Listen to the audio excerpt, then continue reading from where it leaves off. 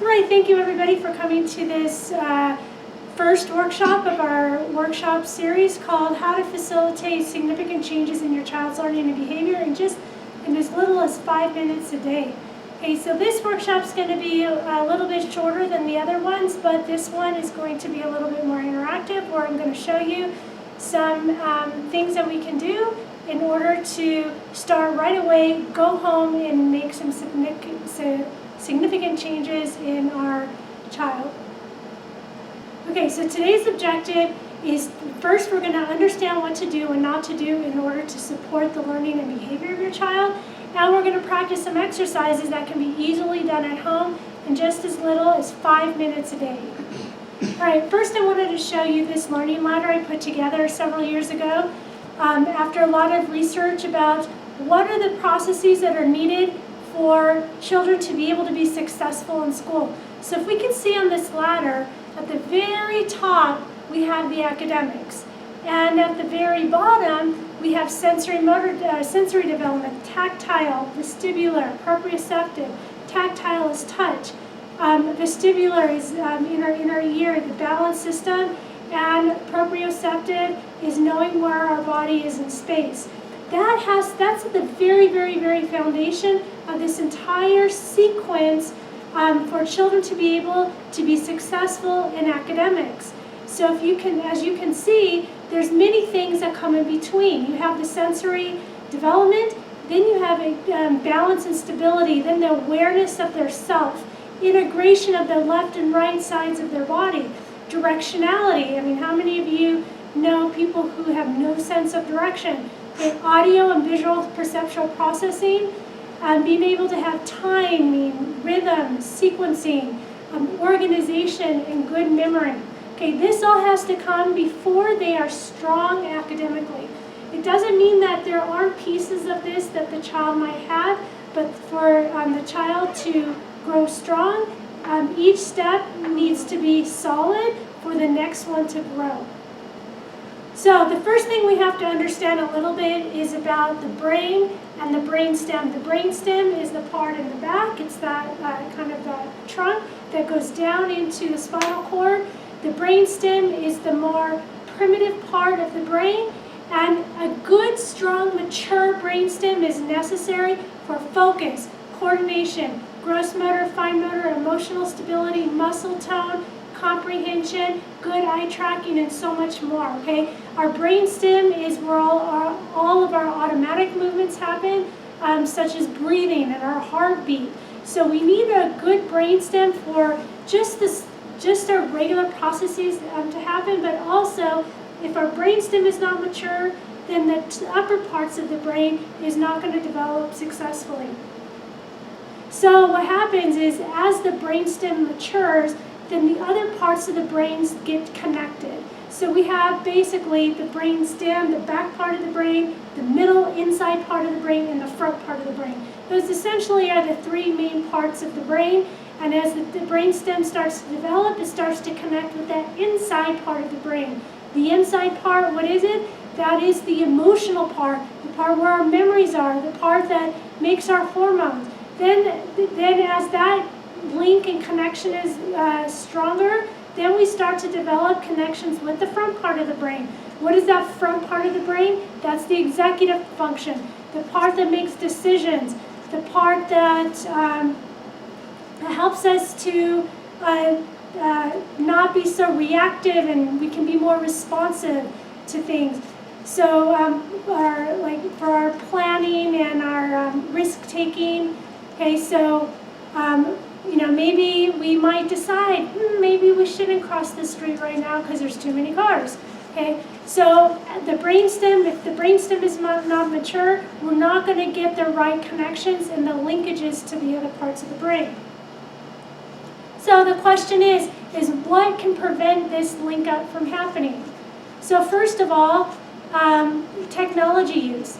Technology use has a few problems, okay? So firstly, when we're on, let's say if a child has a cell phone, if they're on the cell phone all the time and they're texting all the time, what are they not doing? They're not communicating face-to-face, they're not socializing, they're not outside playing, climbing trees, or doing it, whatever their body needs to develop.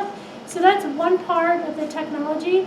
The other part is there's a big problem with Wi-Fi signals, and right now we're already in the 4G.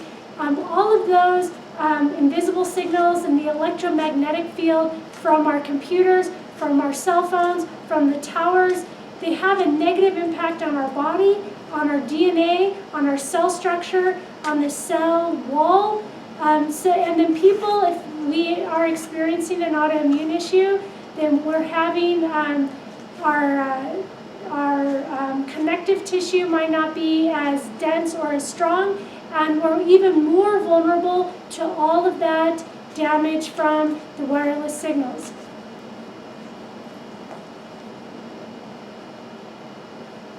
So again, we just talked about the electromagnetic frequencies. Okay, and we alluded to the fact the lack of outdoor free and unstructured play. Now, technology is a big reason why kids don't play outside anymore, but there's other reasons. Maybe it's not, this world isn't as safe anymore. Not everybody lives in Leave It to Beaver neighborhoods. So, so playing on the street like we did 30 years ago isn't going to happen right now. And even the kids who, for example, my son doesn't have a lot of tech time, but he still doesn't want to go out and play because other kids are not playing. When we were kids, we wanted to go outside and play because all the neighborhood kids were on the street and they were playing. But if I send him outside, what's going to happen? He's by himself and he has to go wander the neighborhood, or he has to find something to do, but it's not the same. So there is the tendency these days, a huge problem, about the lack of outdoor and free and unstructured play. And what problems does that cause? Well, the kids are not going out barefoot. They're not in tune with nature. They are not climbing trees. They are not negotiating, their balance, developing their balance, exposed to smells, exposed to the negative ions on the earth. So there's so many problems. They're not hanging upside down from bars and trees. When I was a kid, even on the playground, we had kind of the twirly bars, and we were always twirling. So we were giving ourselves all that vestibular stimulation that we needed in order for our brain to develop. Limited movement from car seats, strollers, and lack of tummy time. This is for babies and young children, obviously.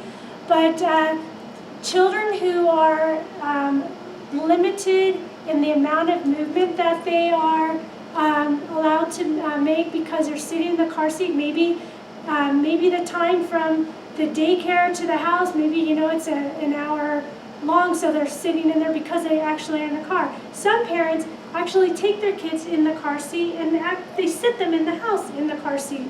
They're in the stroller, we're pushing our kids too much. Yes, I know that maybe they can't walk the whole time, but we need to get them out of the stroller and walking more, trying to follow us a little bit more. And then the lack of tummy time. The young little babies need to be on their tummy a lot of time. That whole Back to Sleep campaign didn't do our children very well. So they're not on their tummies enough. They're not able to develop their neck reflexes and their neck strength and stability. And when our neck isn't, we don't have the neck stability, we don't develop the other things that are higher up in our brain. Chemicals and toxins in our environment is a huge problem that's preventing this link up. Okay, so chemicals, the chemicals that we clean our house with, the chemicals we put on ourselves for hygiene and beauty care. People feel the need, if the house doesn't smell like bleach, it's not clean. Really, vinegar, a little vinegar and a little baking soda goes a long way for cleaning the house. But the chemicals and the toxins, when it leads to a lot of other problems in the body. It causes brain inflammation, and anytime you get brain inflammation, you're definitely going to have a problem linking up the brain. Chemicals and toxins in our food, so basically the same reason, but the toxins and the chemicals in our food are going through the digestive tract. They're causing a leaky gut. They're causing the digestive lining is being compromised. We're getting holes in our digestive tract. Proteins can leak through. goes through our system, our immune system is activated. It says, what is all that? And then a lot of foods have similar cell structure, similar protein structure as different parts of our body, such as our thyroid, such as our cerebellum in our brain, our basal ganglia in our brain. And then the body attacks those things thinking it's the original thing it was attacking, and then all of a sudden now we have an autoimmune problem. Okay, gluten and chronic immune reactions and inflammation, basically that's what I was just talking about. Gluten has a huge affinity to the cerebellum, the Purkinje cells in the cerebellum, and also in the basal ganglia and some other parts like the thyroid and different parts of the body. Chronic immune reaction, again, if that immune system is on all the time, it's going to start creating this autoimmune response, and then inflammation. We're going to have inflammation, especially when we get inflammation of the brain. That's when we have problems with the brain function and the connectivity of the brain. And also illnesses during gestation. So when the baby, if the mom is sick, when the baby is, still in the womb, or if the baby has any kind of illness throughout life, can, especially when the brain is forming, can have an impact on the development of the brain. If the baby is born a C-section, that prevents a lot of primitive reflexes for integrating, because we'll talk about primitive reflexes in another talk, but the baby was meant to go through the birth canal. There are certain reflexes that help it get through the birth canal, and if it doesn't have experience in natural delivery, then we're going to be at risk for some issues with brain development. And then any other medical issue, if a baby or a child who has cerebral palsy, for example, well, they can't move. And when you can't move, your motor cortex, that's right here, develops first. And if you can't move, you don't develop that part of your brain, and the rest of the brain has a really hard time and cannot develop. And unintegrated primitive reflexes, which I just alluded to a minute ago. But again, those are reflexes that babies are born with to teach it how to move. And if those reflexes don't integrate, then that definitely, those reflexes live in the brainstem. If they don't integrate, that brainstem doesn't develop, and the connectivity is very fragile between the rest of the brain. And we're going to talk about primitive reflexes in another workshop. So, what are the things that you should not do? You should limit as much as possible technology for kids under 2 years old. Okay, really, kids under 2 have no business being on your iPad, on a phone. It's convenient, but really it's detrimental, okay? No wireless or EMFs in the bedroom where the child sleeps or where you sleep. So your cell phones need to be off. They need to be in another room in the house. Sometimes I have friends, because I lived out of the country, across the world, so I have friends that text me in the middle of the night. So I wake up easy. If I hear the ding, it wakes me up. So not only is it a good idea to keep your phone in the other room so you don't hear the notifications, so you have a better night's sleep, but the EMF, any computer, nothing that's really technological should be on or in the bedroom when you're sleeping. You need to turn off the Wi-Fi at night. So I log on to my computer. If I need the Wi-Fi, I have hardwire, so sometimes I still, for some reason, need to have the Wi-Fi on. But at night before we go to bed, I try as hard as I can to remember to connect online to my router, to disable the Wi-Fi, and then so we sleep without ours. I know we're getting signals from 20 other houses, but your house is the strongest signal that you got. And also, if you can, a really, really good idea, turn off the breakers for the bedrooms where you sleep. Not your kitchen, you still need your refrigerator on. Get a clock that's a wind-up or a battery-operated clock, and turn off your breakers. Just reduce all that electricity and the EMF. It's really causing a problem, and we're going to have, as a society, a huge problem if the 5G rollout is successful. We have many, many, many very intelligent doctors trying to convince committees that this is a really bad idea for humans, but the politicians or the companies who are making these technologies, I don't think they're listening. So we're going to have a problem because we're going to have cell towers 125 yards from each other. That means basically your house, probably going to have to put one on top of your house. I don't know how it's going to look, but it's not going to be good. Another thing that you need to do is no chemical cleaners, just for the emergency if you need to do something. But like I say, learn to use vinegar and baking soda to clean your entire house. You're not going to have that bleach smell, but you don't need it. If you smell nothing, that means it's clean. No sugar, artificial colors, flavors, MSG, preservatives in food, okay? Sugar, if you're going to use sugar like in your baking or in some things where calls for a little bit of sugar, if you can use honey, that's great. If you can use a little bit of molasses, that's great. Anything that the more unrefined the sugar is, a little bit the better. It needs to be organic, but not too much, just a very little bit. Everything else, anything that's artificial, any ingredient on the back of a package that you cannot pronounce, it needs to go.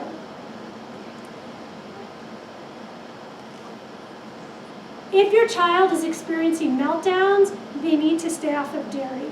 Dairy has an affinity to the limbic system. The limbic system is that emotional center part of the brain.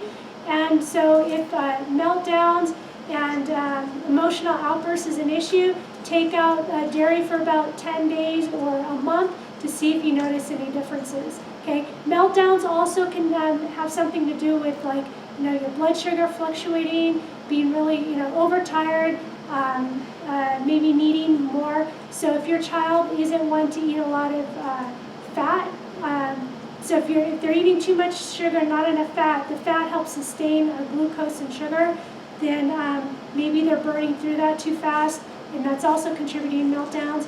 But number one, dairy is usually the culprit for meltdowns. And if your child is experiencing any kind of coordination or gastrointestinal problems, then they need to get off of gluten. Gluten is a little bit tricky, but it's really critical that you look into this. It takes about 3 to 6 months for gluten to completely get out of the system. Unlike dairy or any other foods, if you suspect a food, you can take it out for 10 days, then eat it for 1 or 2 days and see if you notice any reaction.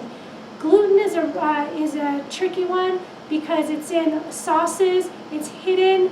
It doesn't say gluten on the packaging. You have to do your homework, but almost every sauce, so literally you almost have to buy things that just say gluten-free.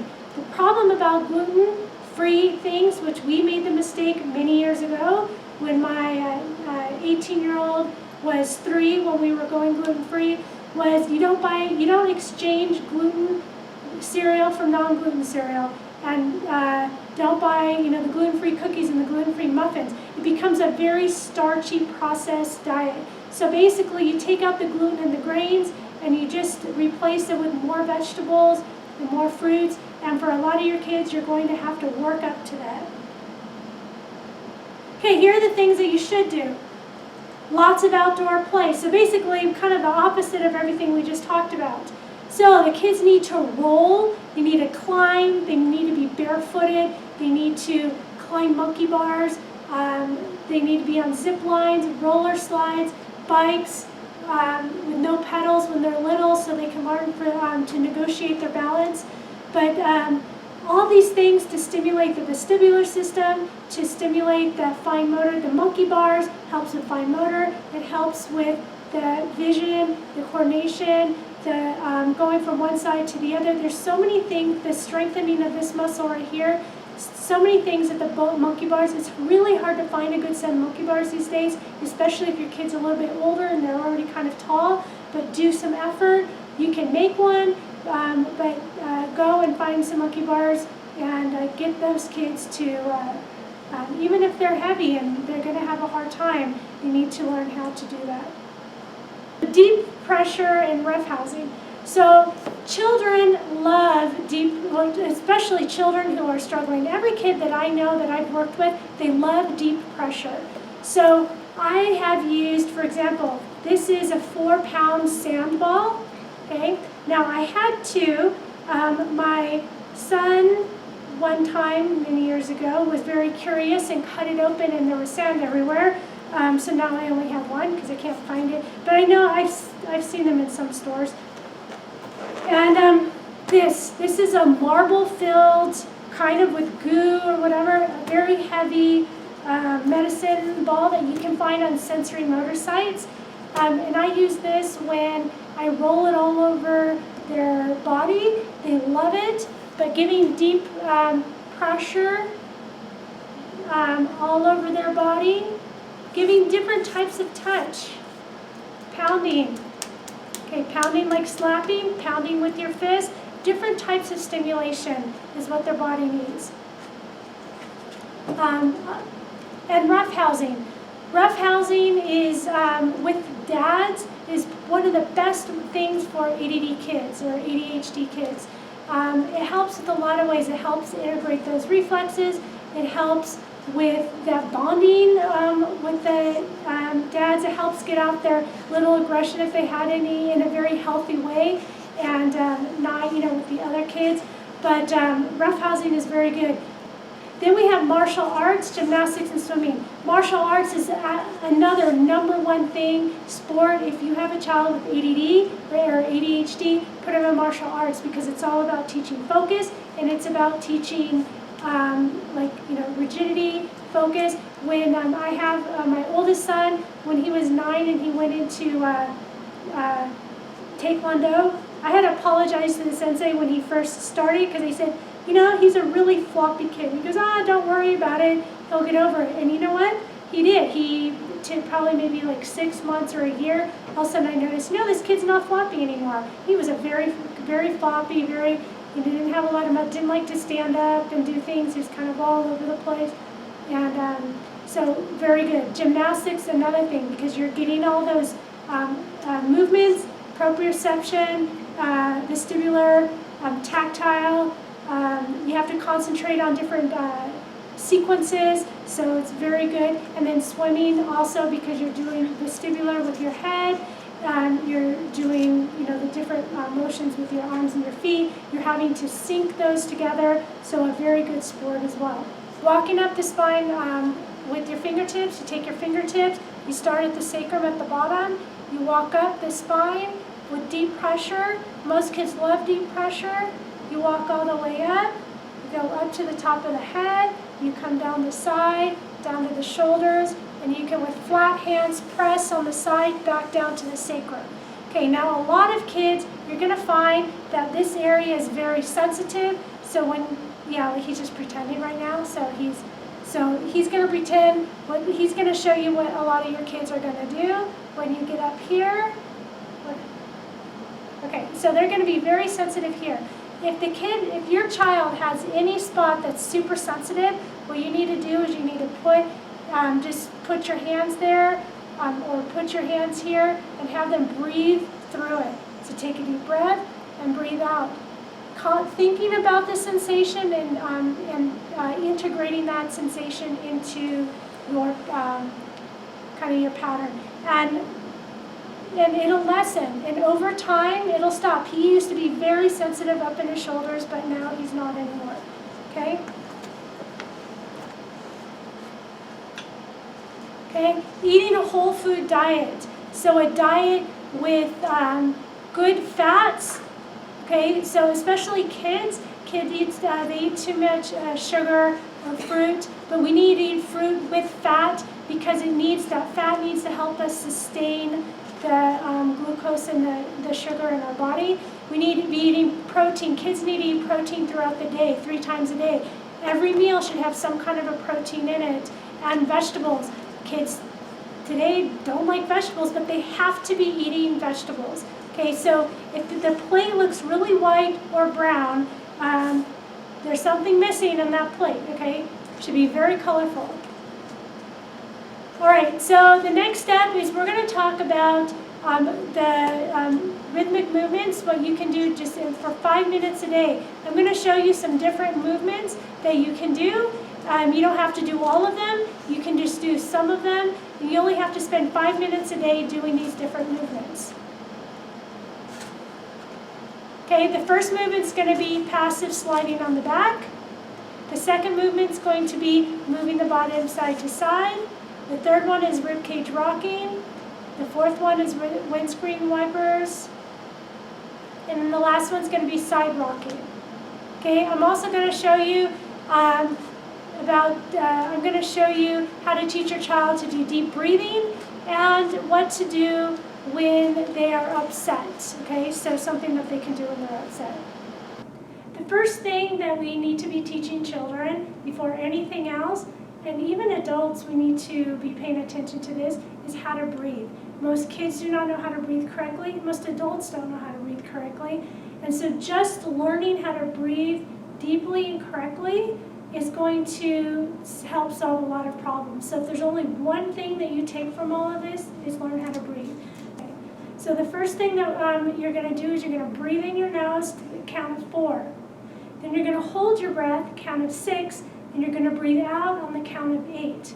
So when we breathe in, I'm going to count to 4. Ready, set, oh.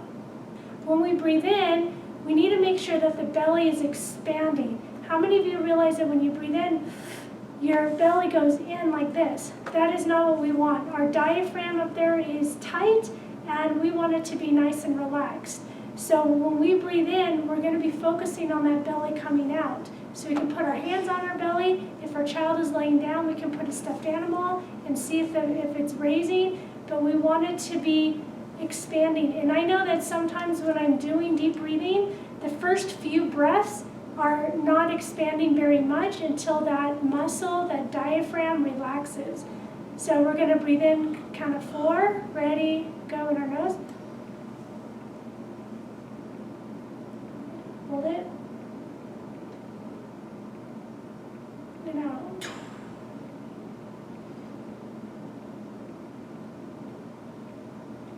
Okay, we want the breath out to last the 8 breaths. Otherwise, we're breathing out too fast. So we're going to do it again. In.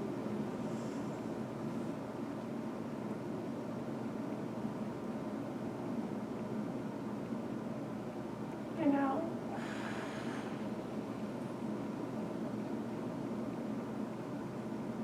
Now these first 2 breaths were hard for me to get my breath out. I've been kind of busy, and so my diaphragm's a little bit tight, so we're going to do it one more time. Really focusing on that breath coming out.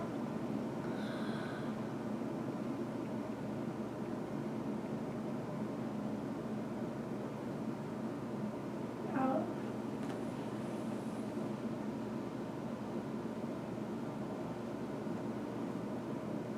Okay, so if there's nothing else that you can gift and teach your child, is to breathe correctly. Now, if you want to add an extra something special to breathing, we call it polarization breathing, where we're going to hold our nose, and when we breathe in our nose, hold it,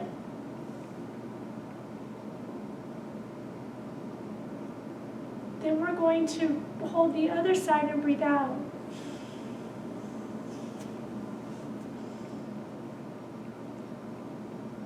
Okay, this time when we breathe in the same side we breathed out.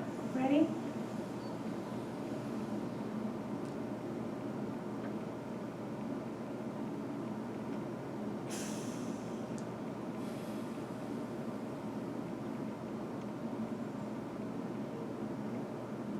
Okay, so that's polarization breathing. We're breathing in one side, we breathe out the other, then we breathe in that side, and we breathe out the other.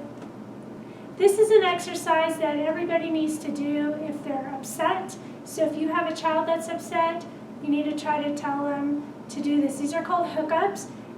They're more relaxing laying down. Obviously, you can do them standing up, sitting down in your chair, your desk at school. But what we do is we take out our hands, we put our thumbs down, we cross them, we lace our fingers, and we bring them up to our chest. Then we cross our legs, okay? And the leg that's on top should be the same that the hand that was on top. So to make sure, I don't know, which hand did you put on top? Is that the hand that you put on top? Okay. And then you can do the deep breathing with this. And if you are the parent, you can gently put your hand on their forehead, or you can put one hand on the bottom of the head and the other hand on the forehead. This is called the occipital frontal hold.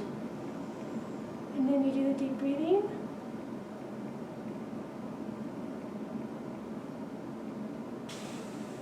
The parent also might take their feet, and at their feet, right here, is the K1 point, and you can just put one finger on the point and just gently touch the point as the child is doing their hookups.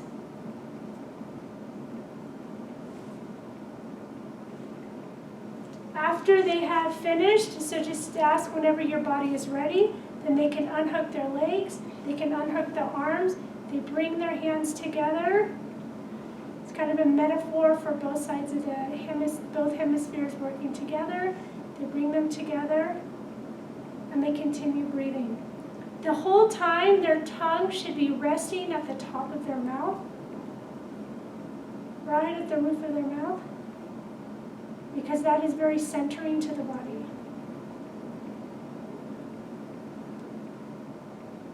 Hookups usually only take 1 or 2 minutes, so if you are a teacher and you have a class, let's say somebody is really upset, hopefully they already know what they should do, so you can tell them to get into hookups, or have the entire class stop, get into hookups, because sometimes that child is too upset to do it. But if everybody else calms down, the energy in the room changes, and when the energy in the room changes, it influences the child that is upset.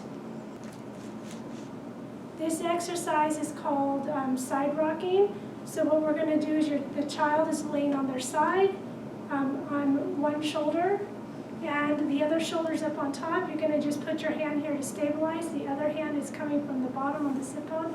You're gently going to rock back and forth. This is another one of those that's just a passive movement. They cannot do this on their own. And this is also very relaxing. So if you have a child that's a little bit upset, this could be a good one if you can get them into this position. You're just pushing from here and you're stabilizing with this hand.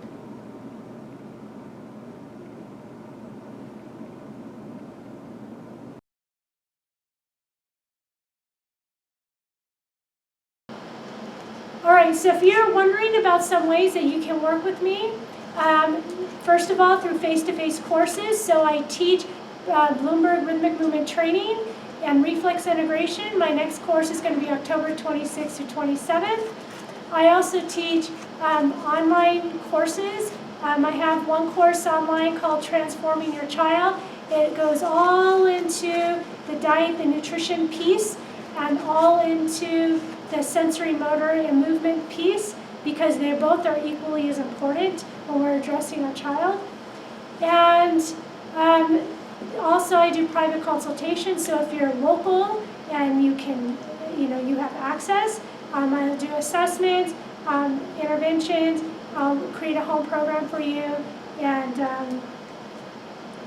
we'll see how we can support you. If you are at a distance, we can still make a home program. I will ask you to fill out several questionnaires. I have a tutorial on how to test primitive reflexes, so if you want to test them and then send me what you have, I can help make a home program. Or just through your questionnaire, I'm able to help you create a home program. Okay, so for online resources, my website is www.wholechildlearningandwellness.com. My Facebook is facebook.com Whole Child Learning and Wellness. And on Fridays, I put new videos. They're not always live. They're called Facebook Live. Sometimes they're pre-recorded, sometimes they're post-recorded. I've been having a lot of tech issues lately, but there's one new video a week generally, and then they're going to be archived into our member site. We have a membership site that you can, where you can get a lot of information and have access to those archived videos. Okay, if you have an appointment request, you can make it at this website or this link. And just to let you know, our family, we have an online store to help support healthy kids, happy families. I have my son who's 18, he has autism, and so he has, when he was in high school, he did some really good art, so we're trying to promote some of our art on some products. And also, I have a lot of products such as red light therapy panels, EMF protection, fabrics and stuff. So if you could check that out at mywishingwillow.com, we would appreciate it. And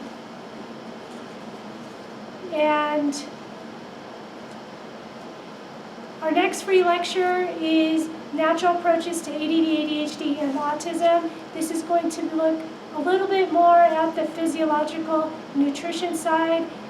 Today we talked a little bit about the sensory-motor side. They're both very important, but I'm trying to kind of compartmentalize them. Otherwise, our lectures are going to get a little bit too long.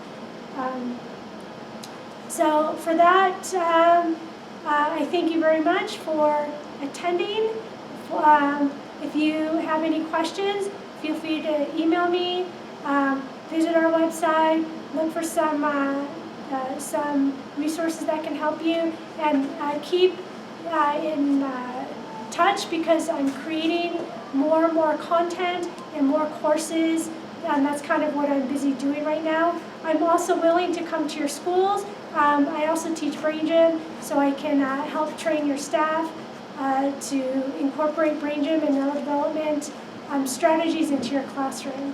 So as a teacher for almost 25 years, that's my passion. I love working with kids and I love helping teachers help their classes. So I hope that you invite me to do that. And again, thank you very much, and I will see you in the next session.